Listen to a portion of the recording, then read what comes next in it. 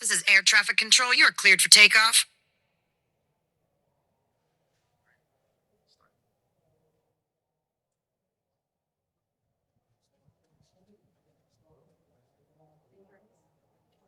No? Okay. Right. Okay. And if anyone wants to eat drinks, I'm going to get everyone.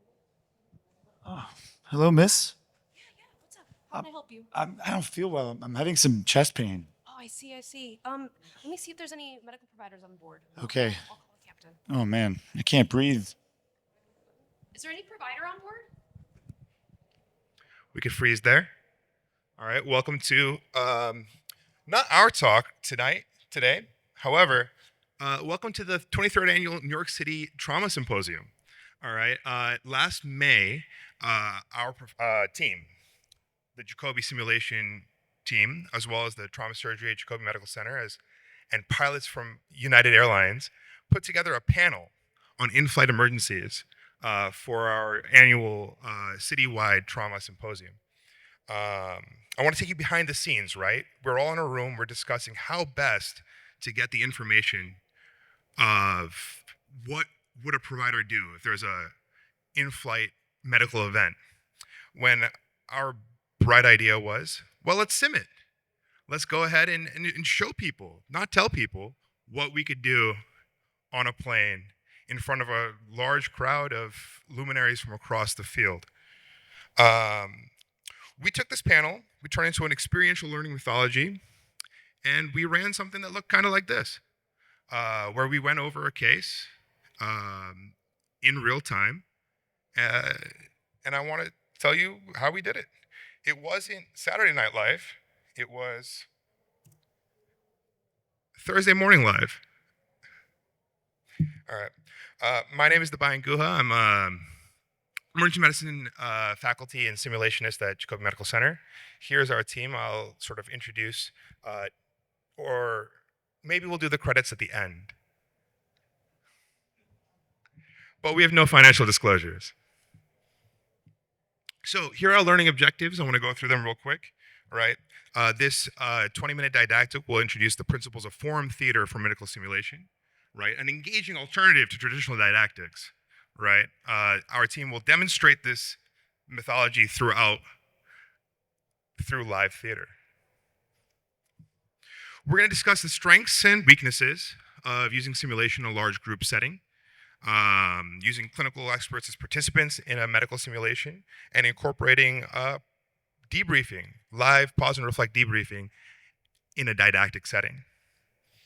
And we're going to utilize we are going to utilize the lessons learned to create a dynamic alternative to a traditional didactic, to basically take what we're teaching and take off with it.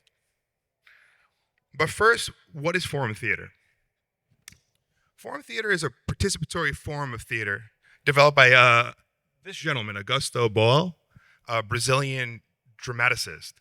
Right, and through the 50s, 60s, 70s, he started creating a framework for using theater as a means of protest, what he called the theater of the oppressed.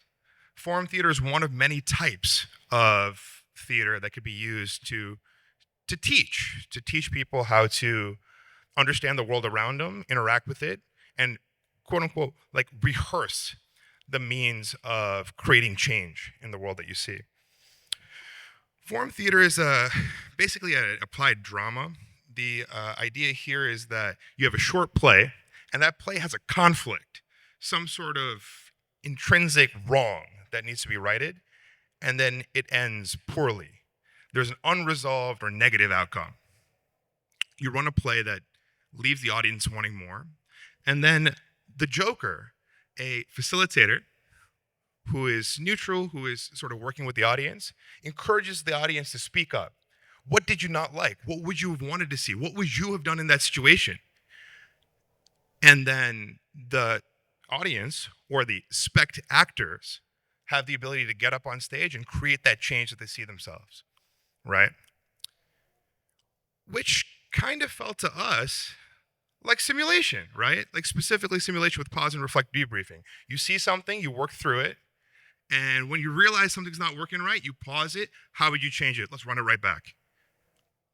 Right? And so maybe it could be sim, but we run our sim centers, we run our in situs, we run our classroom sims. We run our sims in places where we feel comfortable running sim. I've never seen a mannequin on stage. Have you?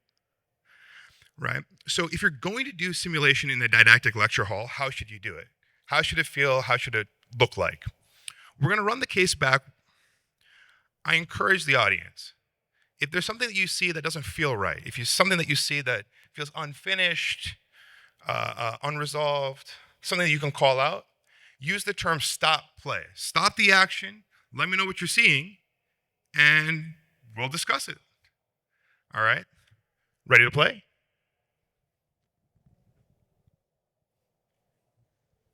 Captain, I think there's a medical emergency on board. I'm gonna try to call a provider. Captain, I think there's a medical emergency on board, so I'm gonna try to see if there's a provider in the cabin. Speaker, is there any medical providers in the cabin that can help us out with someone on board? I'm a doctor. All right. I believe I have someone here who needs a lot of help. Oh, you're a doctor? Wow. What's going on, sir? Oh, my chest really hurts suddenly. I don't know what happened. Have you ever had this before? No, I've never had this. Okay. Do we have some medical supplies? Maybe a stethoscope? I just have this right now. Okay, great. Thank you so much. Oh. All right. Can you take some deep breaths for me, sir?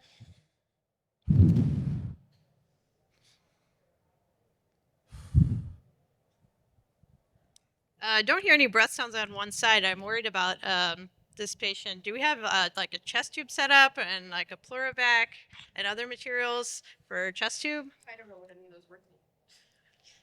Can I see what you do have? Sure. Stop play. Okay. What do we see?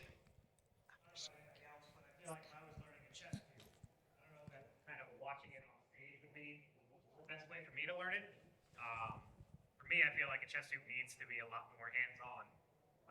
And then I don't know if anybody else has anything else to add, but having responded to an in-flight emergency, never really seen a pleurovac, never really seen a chest tube, 2 Kellys, a scalpel, maybe a scalpel, but hopefully not. So you're talking about you think that maybe this wasn't the right kind of scenario for this type of teaching? That's what I think. Any other thoughts from the audience? Well, let's talk about it. Case objectives, right? So if you're going to do this, if you're going to spend your time and pantomime stuff on stage in front of a crowd at a national presentation, right? What are the objectives that might land? What might shine? What might, affect and resonate with the audience? Well, should it be a chest tube? I would say that I agree with the audience, right? I agree with the idea that a procedure, something highly technical, very specific, that you can't even see from the back row, is not the right move here, right? Something that should be on stage is something that every individual can learn from, as opposed to maybe a procedure. I'd rather just have a task trainer and do it in the exhibit hall, rather than doing it here. What are other sort of things that we could do on stage? Well, I would say that these are these objectives are the ones that sort of shine brightest, right? If I'm going to learn from someone in a didactic, regardless of simulation, drama theater, or just a lecture, I want to know, how do they make their decisions? What do they think about, right? So if we're going to do an in-flight emergency, what is the decision we all want to know? Should I turn the plane around, right? How do I make that choice? All right. Should I think about communication skills, right? So here's something that we can all learn, right? Drama is communication, right? When we see the actors we like, we love the way that they speak to us, even through the screen.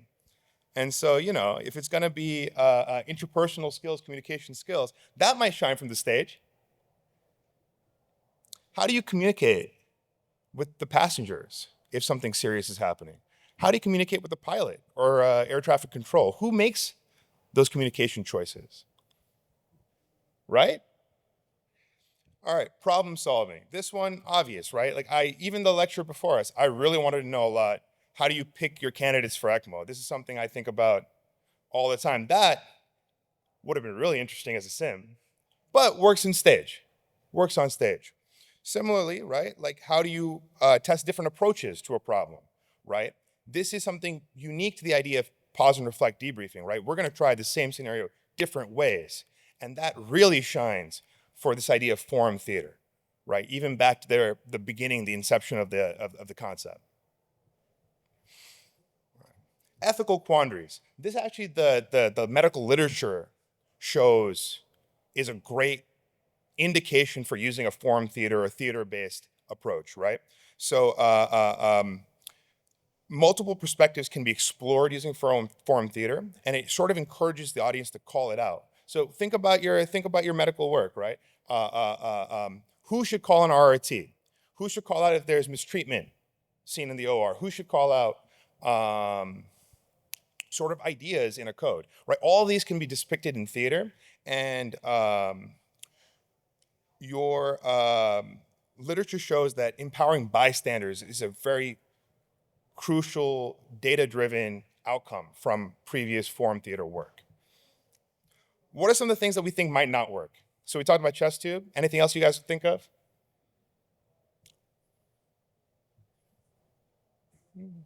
I would say like if it's super, super dry, right? I don't want to go watch a play to tell me all the different indications for a medication. I don't need to see a play to figure out what the most latest literature on sepsis is. So we can just maybe leave some of those things off. If you're going to be doing this on stage, the other thing is how do we incorporate our audience, right? I'm really out here trying to get you guys to buy in, but maybe I could have done some of that up front. So we did have this slide and this handout for the ground rules of what to expect coming in. But I intentionally didn't really bring it up until now. It's really important to have a shared set of rules for the audience so that we all know what we're playing with. If we were to do this right from the start, this should have been explained piece by piece. Explaining to you guys, you're gonna watch live theater. Explaining to you guys, there's gonna be a joker walking around trying to talk to you. Explaining to you guys that this is not necessarily, this is a safe space, but not necessarily a space where you can shy away from participation. You know, you will be dragged into it somehow, some way. And there's a way to freeze the action. Whether it's by saying freeze, stop, or stop play, there's some way of interacting with the team in front of you. All right. I want to go back into the action. All right. We're going to run the case again. Keep another eye out. See if there's something that we're doing that you would want to make a change. Feel free to call freeze, call stop play, get yourself in the action, and let me know what you think. All right? Ready to go?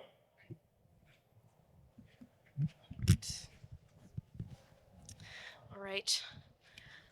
You're having some chest pain? Yeah. Oh, it's really hurting. I don't know what's going on. Okay, let me see if there's a medical provider on the plane.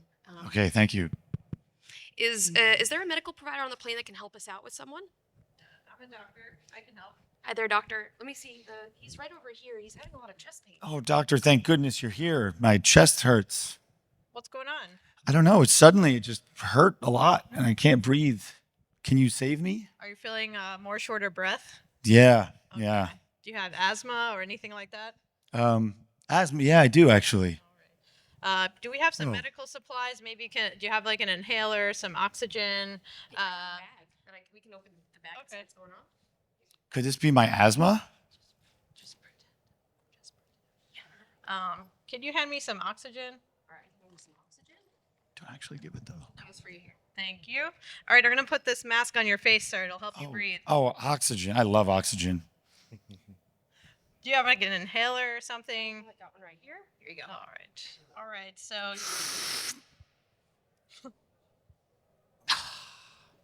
That's some good stuff.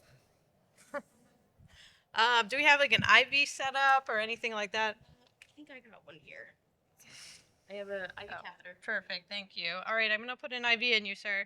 Oh, wow. I'm just gonna give you some fluids. Do you have like a bag of fluids, a saline? I think I do. There you go. Thank you. All right. We're gonna hang some fluids here for you. Oh, thank you. How are you feeling? Any better? I think I'm feeling better. Yeah. I think you saved me. Thank you. Sure, yeah.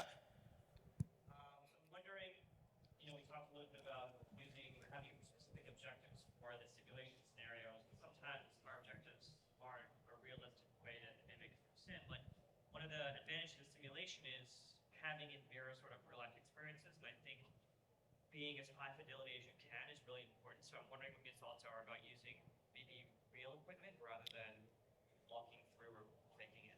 Are you saying you don't like the magic bag? Don't like the magic bag. Okay. Oh, what do you guys think about the magic bag? Effective use of time on stage? I see some thumbs down back there. All right. I think it's decent. I do think just getting some expert opinion about what actually is available on a plane might be helpful, and then putting those things like for real in the bag.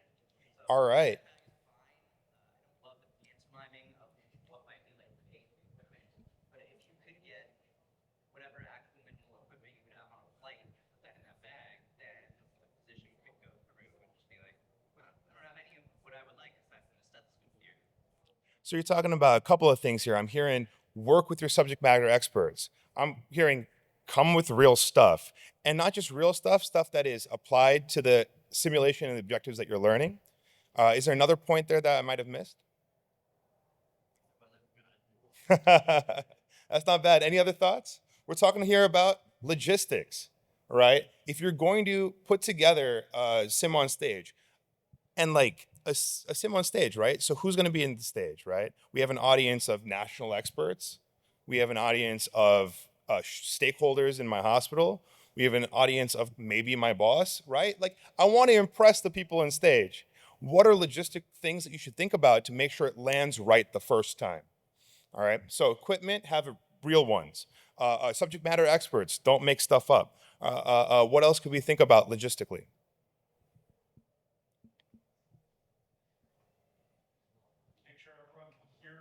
Make sure everyone can hear you. 3 mics, right? It's helpful. Maybe a 4th mic for the audience would have been smart. Do I see a hand?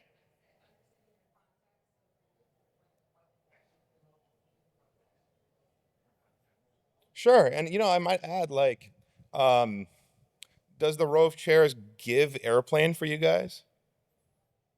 Maybe, a little bit, right? But the more you can do on stage in terms of setting, scenery, space, that might help that context as well.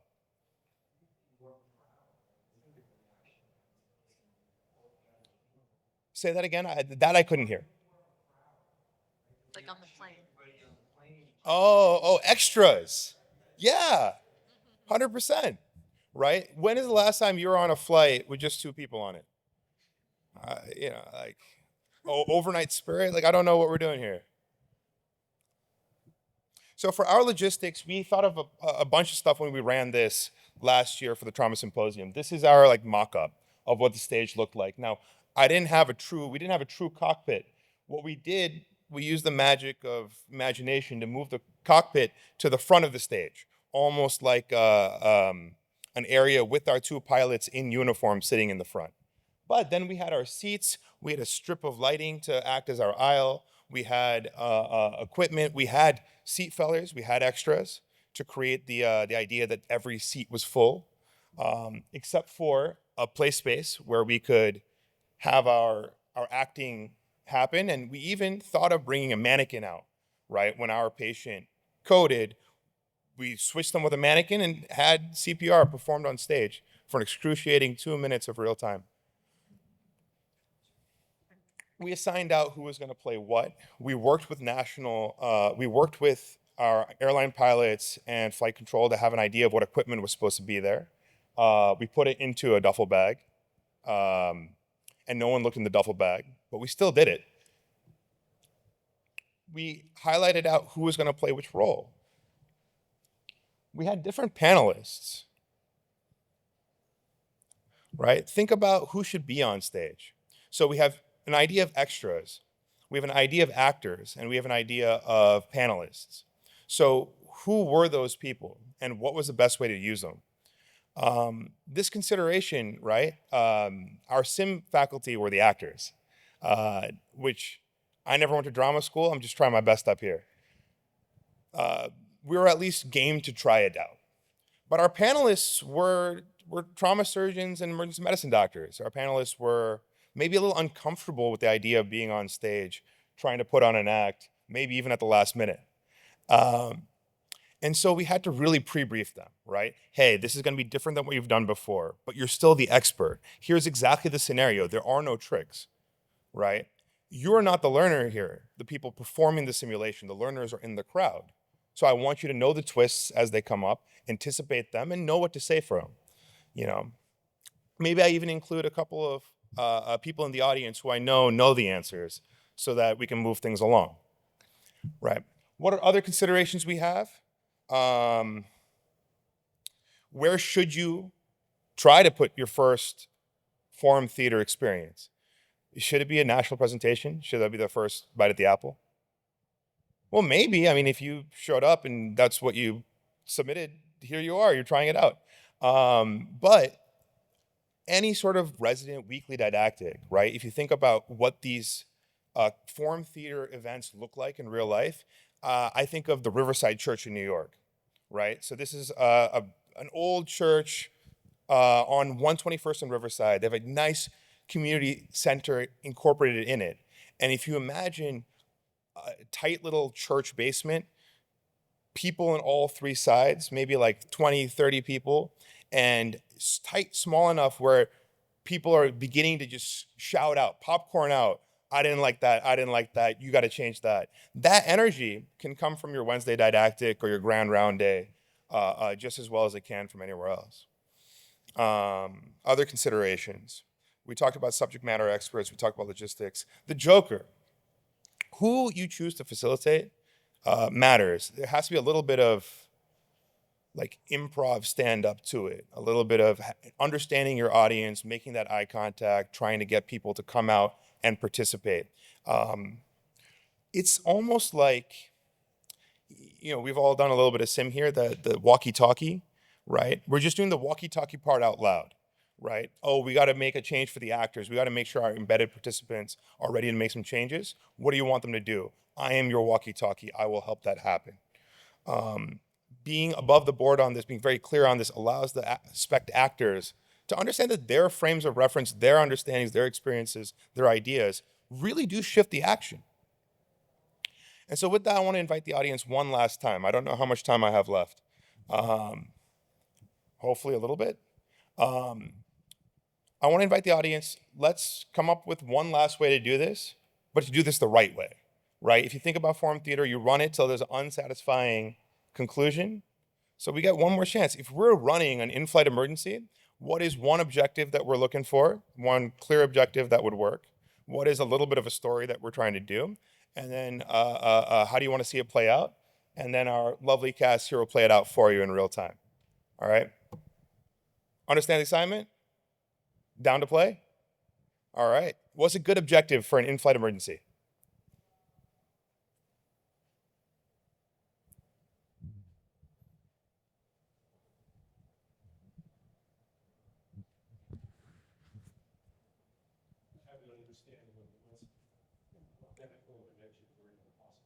All right, so we're talking about on the in-flight emergency, you're gonna, at the end of this simulation, know what we can even do on a plane.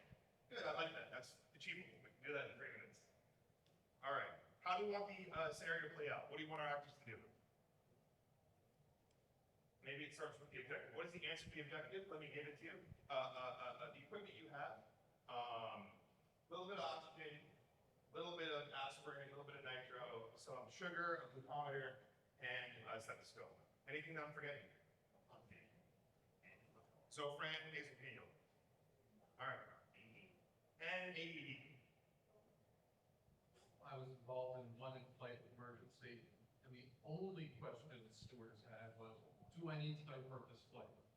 Okay, that's actually a very good objective, right? So when do you make the decision to divert? So yeah, two objectives. Like, we'll make it 4 minutes. That's fine. Any other thoughts?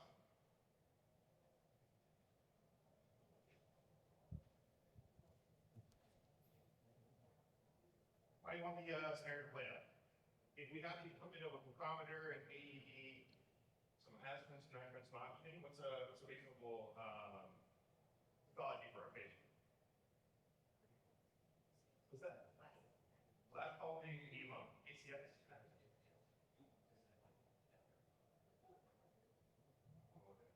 like that. All right, high risk ACS. Do Do we divert the flight or not? Reasonable? All right. How should our actors act it out?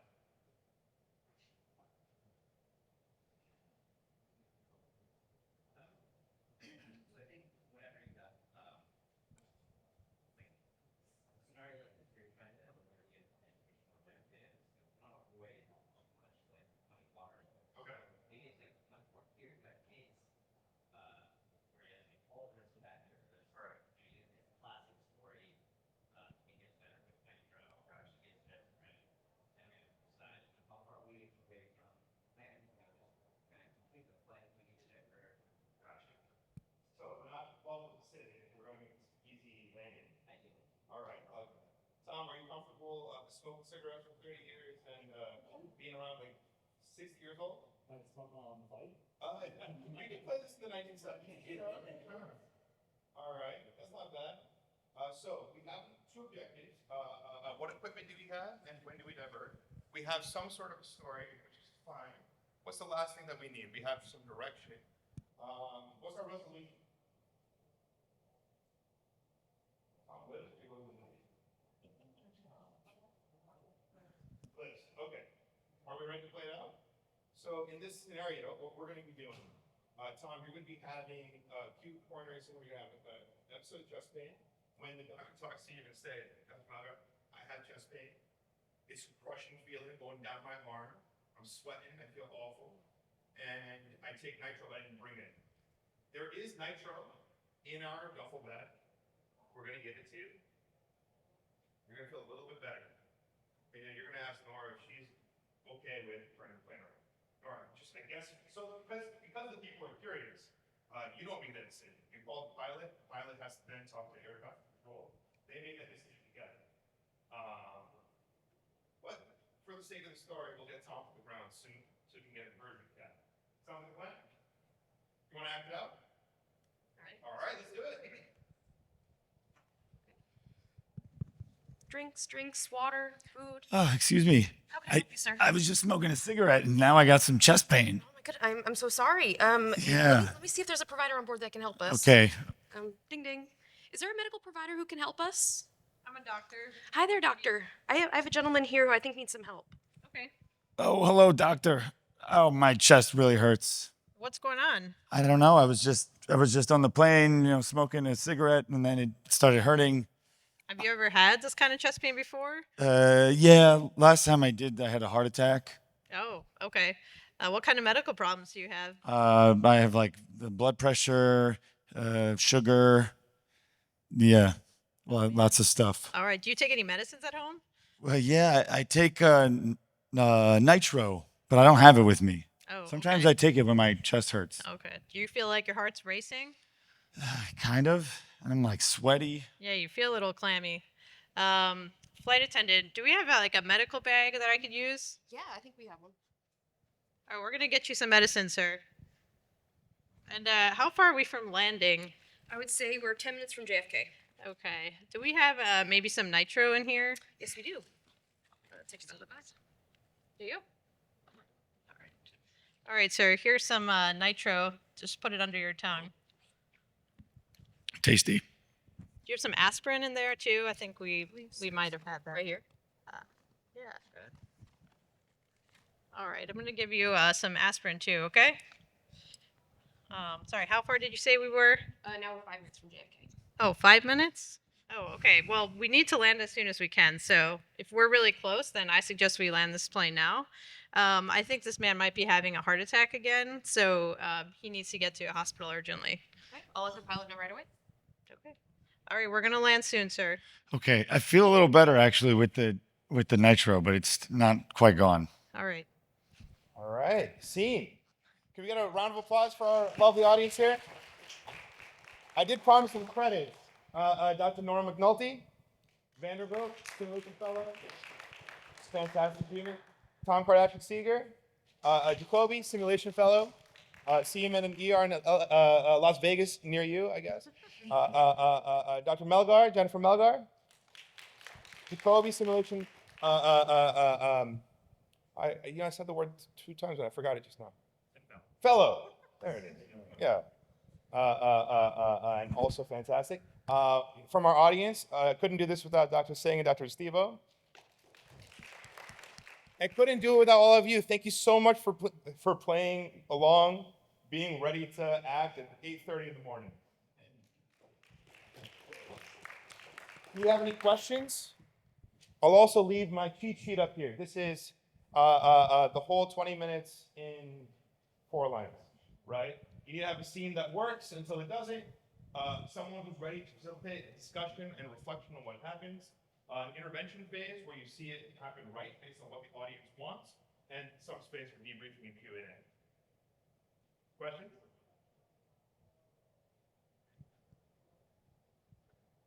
I'll be here all day. Not worried about it. Thank you all so much. Thank you guys again. That was fantastic.